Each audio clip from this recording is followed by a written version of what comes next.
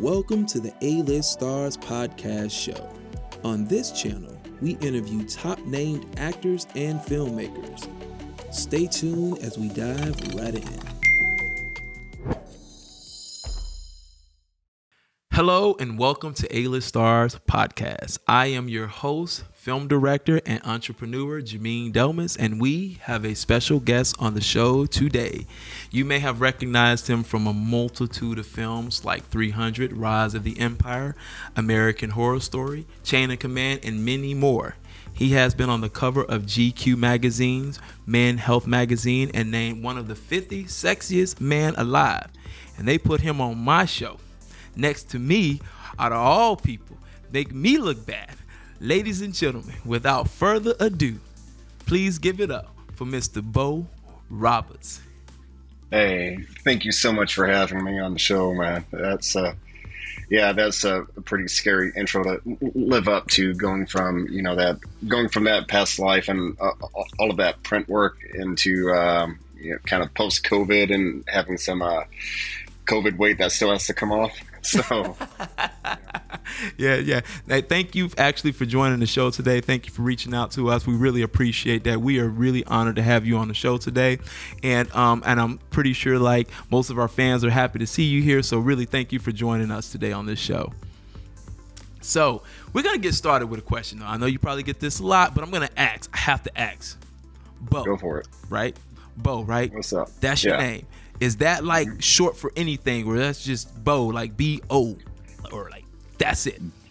B-O, not short for anything. So my birth name is William, and on the day I was born, I was taken to a truck driving company that my dad worked for, and was handed around through the office staff out in the garage and so on and so forth. And I was introduced as Beau before my actual birth name, which is William. So technically a nickname, but literally since day one and before, my birth name was actually even announced. So you started out as a police officer. So I was doing like a little bit of research, and I'm like, man, he was a cop. So okay, so you started out as a police officer, and then you transitioned to modeling. I have a question. When you did that, your lieutenant, your boss, I know that transition had to be crazy for him. Like, okay, how did that even look when you were like, hey, look, I'm got to go. I'm done swatting, kicking down doors. I'm going modeling. What did that process kind of look like when you were transitioning from that career to your new career? There's a gem that actually a lot of people don't know. But yeah, so working in law enforcement, I actually worked inside of a county jail and did that, and used to compete in the whole cage fighting stuff to be prepared, because in county, like, everybody thinks prison, oh, that's the most violent place, it's crazy and hectic, whatever. Well, in county lockup, when people first come in, they're currently intoxicated or currently high on whatever narcotic is in their system, and then when they stay in jail for a prolonged period of time, I get to fight them again when they're going through withdrawals and, just wiling out and just going crazy. So it was quite the experience. But yeah, so then we can fast forward down to when I moved to Florida from Indiana, and was trying to think, what should I do for work? Law enforcement. I spent about 3.5 years doing it and decided that's not really the path that I was wanting to go in. The family company was in Indiana, so what should I do?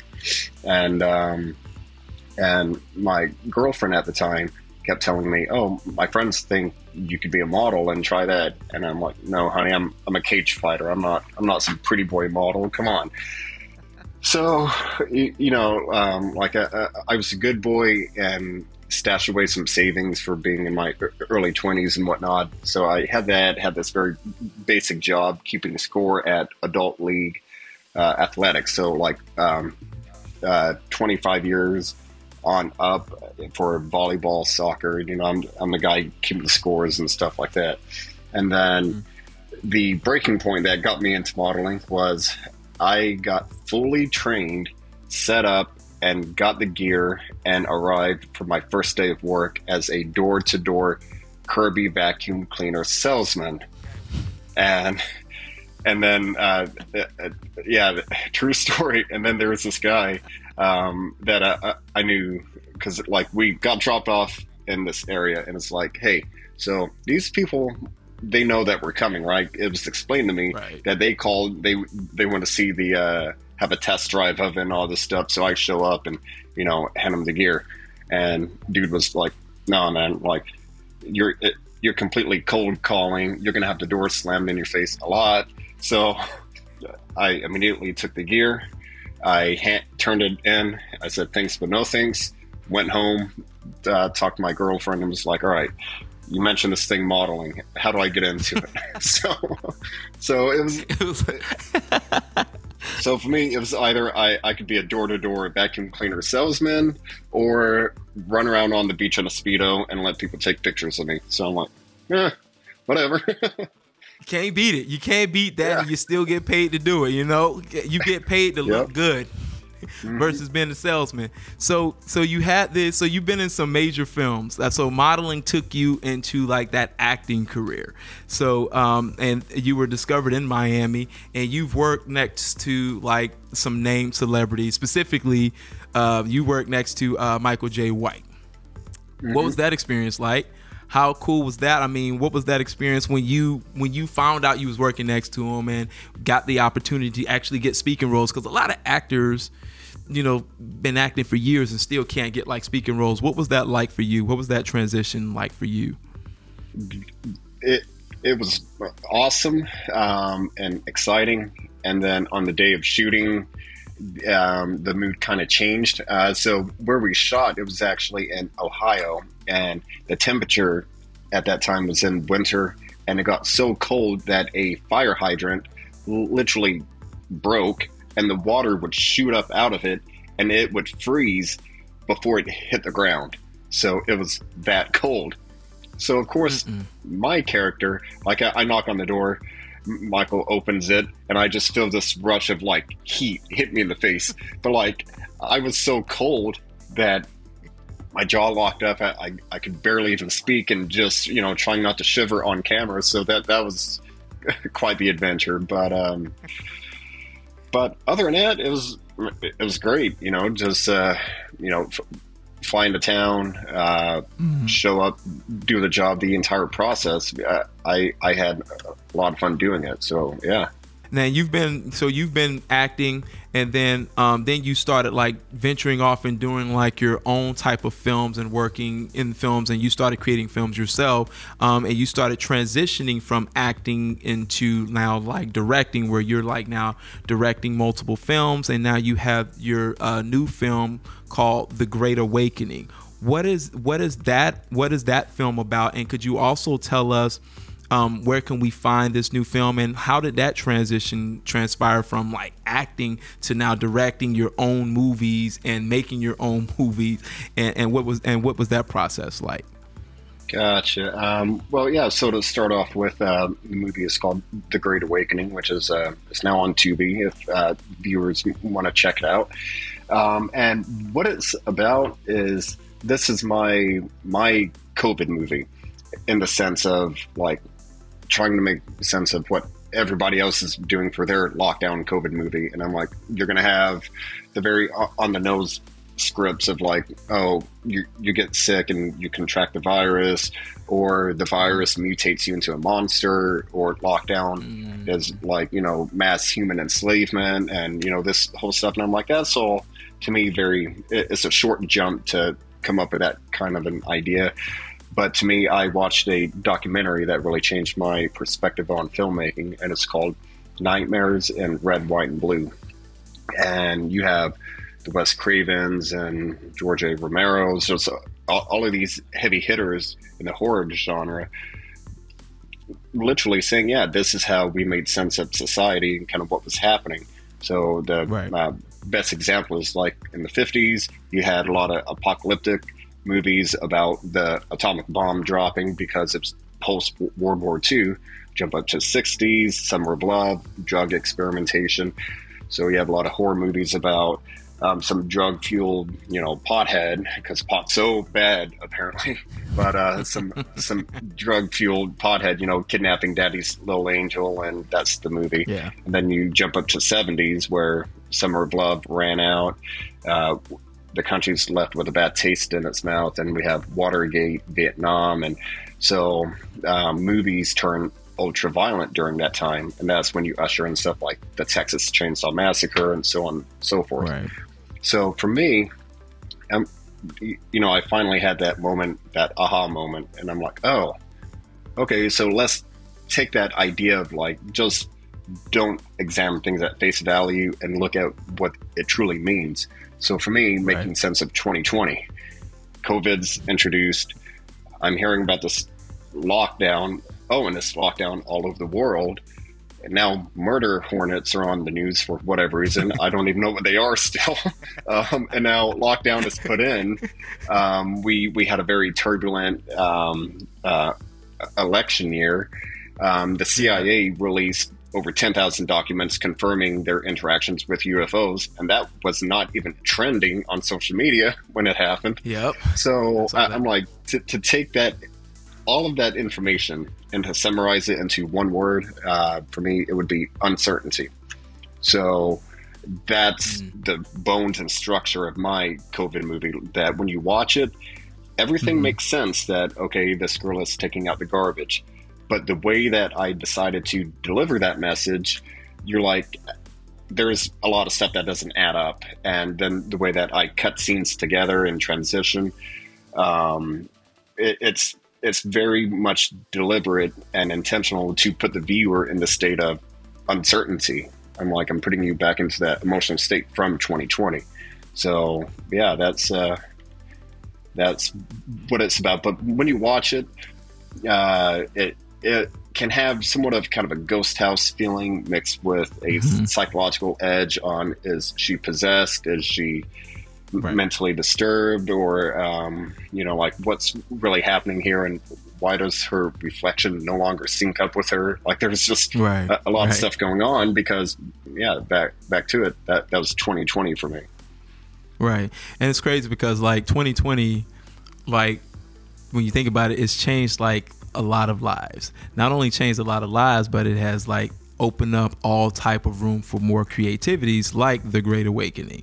And like even though like we were trapped, most people looked at it like almost in a negative thing. But when you now look at it, like everything is now being taken online, even like going to court systems and like schools, and like everybody's really taking advantage of that. So was 2020 really a negative, or like really was it like a positive? Because like now creators are now being born, people are now tapping into like their niche. And so you're a filmmaker, so you know like on set how it operates, like, and it's good that you know like a lot of the departments, because that's what makes great directors. So when you're on set, when you were making the film, specifically The Great Awakening, was there something that happened on set that did not go as planned? Because like on any movie, there's always something that happens and it was not planned, but somehow we made it work itself into it. Did that happen at all in The Great Awakening? Oh yeah. and so the movie was shot in the most contained way possible, like basically single location, and and it's shot in a style to have that kind of trapped in feeling. So there's a moment when they finally escape and they get out of the city. Now they're in the forest. So the forest that I had access to, it was a producer on the movie, Jason. He told me that, oh yeah, I have this beautiful campground, that. So we, made arrangements and we went up to the campground. That was about 6 hours outside of LA. So I'm like, well, whatever, just go for it. It's like, just go for he's not charging you $10,000 to do it. So, like, compromise, just put cruise control on and get there. So, company move all the way up there, and we of course have a bunch of hotel rooms, and we go all the way up there. We stop, refuel, get some food, get to the campsite. Now it's getting dark enough, so now we begin shooting, and we get the lights in place. The camera is here, and then on the very first setup, we're going, and my tooth broke. Out in the middle of nowhere, like no cell phone reception. The nearest building to where we were was the hotel that was on the outskirt of town, and that's like half an hour away, easy. But now it's dark, windy road, and I'm like, It's with toothless. the toothless wonder. But yeah, so I was there, and like online, it kind of varies on what the budget of the movie was, because I was trying to initially I was trying to market it like, oh, this is a big budget movie. We shot it with $2,500, but in reality, Right. it was more like $1,600. So $1,600 is what I worked Right. with to make this movie. And I'm like, I don't have another shot at this. So I put the tooth Right. in my pocket, and we shot all the way through the night. Went to the hotel, woke up the next day, went back to the campsite, shot some more, like basic B-roll hiking footage during the daylight, and then we drove all the way back to Los Angeles, and then we had to go dark the day after that so I could have the emergency dentist visit. So Wow. that was my unexpected thing that happened. Wow. So you hear that, movie makers? You hear it coming from Bo Roberts himself. You lose a tooth on set, put it in your pocket, keep going. Keep going. So what's your next move? What's next for you now? Well, in filmmaking, or in how long till I start wearing dentures? Because yeah. No, If so you're filmmaking. who knows? Maybe filmmaking does lead to dentures. It's stressful. Yeah, right. But yeah. So what's next for me? I have about maybe 15 feature film scripts that I have. And 2020, you had touched on it. Was it good for people? Was it bad? For me, looking back, it was amazing to me. The scariest it got for me, my stepfather spent about 2.5 weeks in ICU. Other than that, I feel like my family got out unscathed, so I'm very fortunate for that. But then all of a sudden, it's like, okay, I'm just locked in this home, and what do you do with your time? So all of a sudden, this script that was kind of halfway done, well, now I finished it. This one, is like a rough treatment. Now I have the proper, production Bible, and have the beat points to it. And then, these 5 scripts are now at a point I can just grab them and shoot them. So, yeah, so 2020, it was great in that sense of it gave me time to take stock in where I'm at and where I want to go. But then it also gave me tons of time to, get prepped and get my foundation nice and sturdy to have a proper launching pad. So now that things have opened up, I'm clearly on a level, from a pre-COVID. Like I shot the short films on a Nikon photography camera because I cared nothing about image quality. I only cared about learning lighting and learning the craft. And then in 2020, I'm like, are you sure that you're doing what you want to do in life? Like, are you positive? Right. And I kept saying yes to myself. So that's when I went out, upgraded all of my lights, my Red camera. I went out and purchased that, and just kind of took off with it. So now I have my own gear, my scripts, and all of this stuff. So what would be next for me is, continuing to push this and get that trifecta happening that, I really want to do, to where I learn the ebbs and flows of putting the Great Awakening to bed, focus on the next project, while keeping my eye on developing this next one that's more kind of far off in the distance. So learning the balance of doing that, that's, kind of, where I feel like I am currently. Right. Would you be interested then in kind of looking at the aesthetics? Because like most people don't know that when it comes to filmmaking, it's not always about the camera. It's all about how you set up, how you light it, and what you do in post production. Because most people who have TVs don't even shoot in 4K. But at the end of the day, if you have a great story, that's great. But like as far as aesthetics and like, what would you say like as far as a director who only focuses more so on just the directing aspects of it and not really understanding the lighting and not really understanding what the camera is and how the camera operates and things like that? What would you give advice in a situation like that for upcoming director? Giving advice to an upcoming director in regards to visual aesthetics is a hardline must-have knowledge, because that's your toolbox to where, how can you conceptualize how you want things to look if you don't even know what's available? You're going to have a very limited source of info that you're pulling from. And Correct. That's why for me, I'm so thankful now that I cut my teeth. I was a PA on a couple movies. Key PA went up to second. I was doing some first AD shenanigans for a bit. I was transpo captain, but now I have this gear, and I've been working as a camera op and a DP on stuff. So I have such a well-rounded idea of, okay, this is a shot I'd like to do. Let's get very practical. Like, how much time is it going to take to do it? Because I've worked as a grip on a feature film. So okay, to set the flags and let's work with everybody else to get the lights put in place, and art, how long does that take? So I just have knowledge that I feel like it's still young in my career, but I have a well-rounded amount of knowledge to let me know what's even possible, because you don't know what you don't know.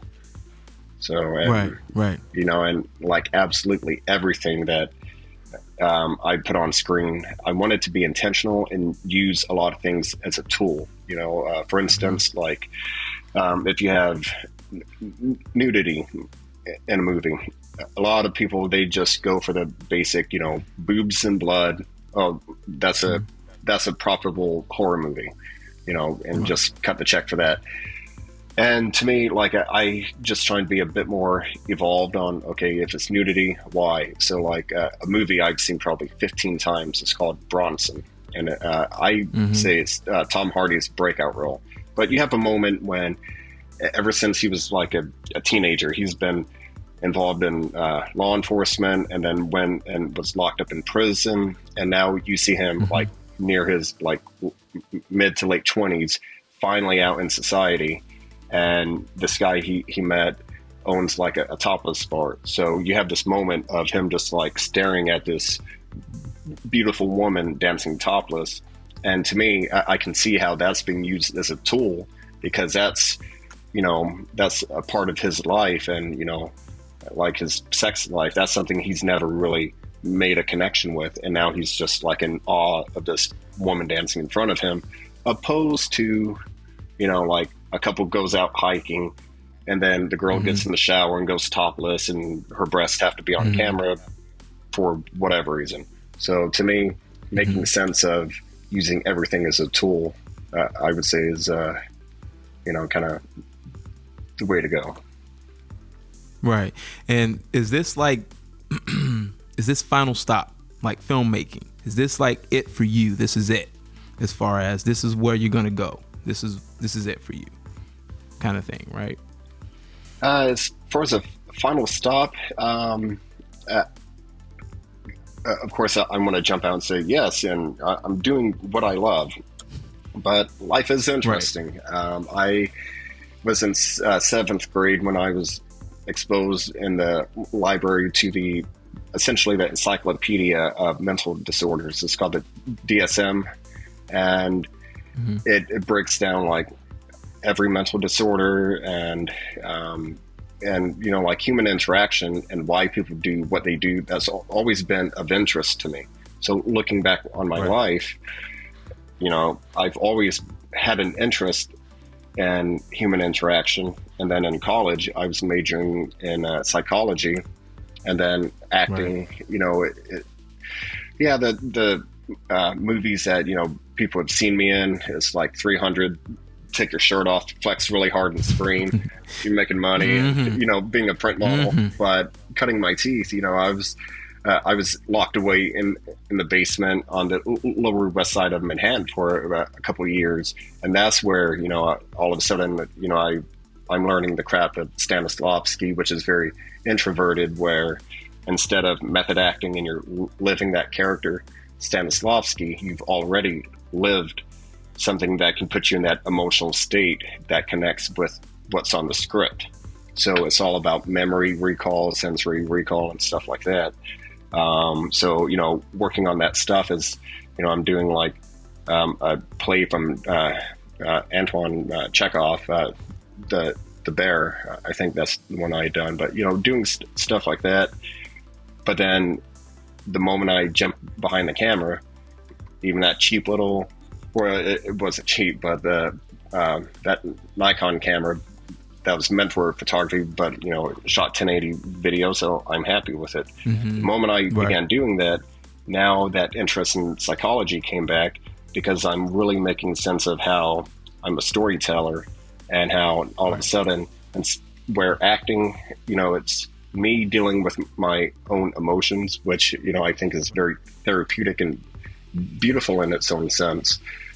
But at the end of the day, I'm helping to tell this bigger story. Whereas as a writer and director, I'm the one with the story, with the message to tell. So Right.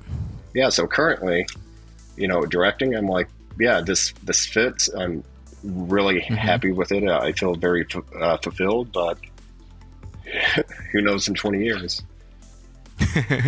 All right. So last question for the show. So there comes a time, it's just with anybody, like no matter what it is they're following, people who are out there following their dreams, following their passion, doing what they actually love. What can you tell the viewers as far as how do you, like your vehicle, how do you keep your tank filled? Because at some time people get to a point where they get depressed, they feel like giving up, and they feel like there's no way they're going to get to where they are going to get to. What can you give the viewers out there on how could they consistently continue to fuel their tank for what they believe in and what they love to do in life? Yeah, that's a wonderful question. How people can kind of stay fulfilled and what they are passionate about in life. Yeah, that's great. I would say a way somebody can keep their creative juices flowing and stay passionate about what they're doing is just being very open and honest with themselves about why are they doing it. Like, are you wanting to be like some famous actor for the sake of being rich and famous? Because if it is, I hate to say it, you're probably going to burn out because you're not doing it for the right reasons.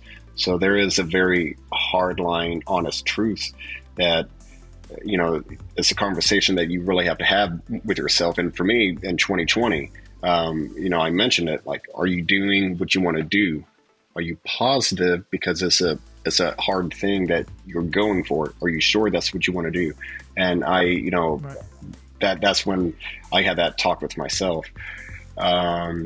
So do that, and definitely, keep giving yourself homework. Like, be happy to do what you're doing. For me, my wife has a lot of morning meetings. She's on Skype calls and stuff like that. So a lot of times if I'm having breakfast, I will go to YouTube University, and that's where I learned everything in filmmaking. Like, oh, this is Right. lighting, this is a light meter, this is how you use it, and camera movements, and why do we shoot Dutch? Is it because it looks cool, or because there's something off in the scene that we want you Right. to be aware of? So it's just constantly learning and just going for it. And if you do need to step away for, a week or a month, like, allow yourself to do that. Like, don't feel like a loser, a dropout, and don't beat yourself up, because having created burnout, like for me, I just had recently come off of a couple projects, and I can feel myself spooling up again to where I'm just naturally creating stuff again. Like, I'm writing down notes for this script. I'm coming up with a bunch of little IG ads for The Great Awakening, and like, I can feel myself naturally gravitating back towards it. But for the last maybe month and a half, for me, I was a bit more primal. I'm like, let's just let's just get through the stuff that I'm dealing with, and let's go through it. But now I'm like, okay, I'm feeling charged. Let's get back to it. Right. Yeah. Right. Ladies and gentlemen, Bo Roberts. Thank you so much, Bo, for coming on to our show today. Thank you all who are tuned in to our show today for joining us. And ladies and gentlemen, please don't forget to go check out the great film, The Great Awakening. You can find it on Tubi. Mr. Bo Roberts, director, writer of the film, did a great job. I watched it. I'm not a content spoiler. I don't do that. I would never do that. I won't do you like that, Bo. I promise I won't do you like that. That is not who I am. Love it. Thank you all for tuning again. I'm your host, Jameen Delmas with A-List Stars, and we are over and out. Talk later.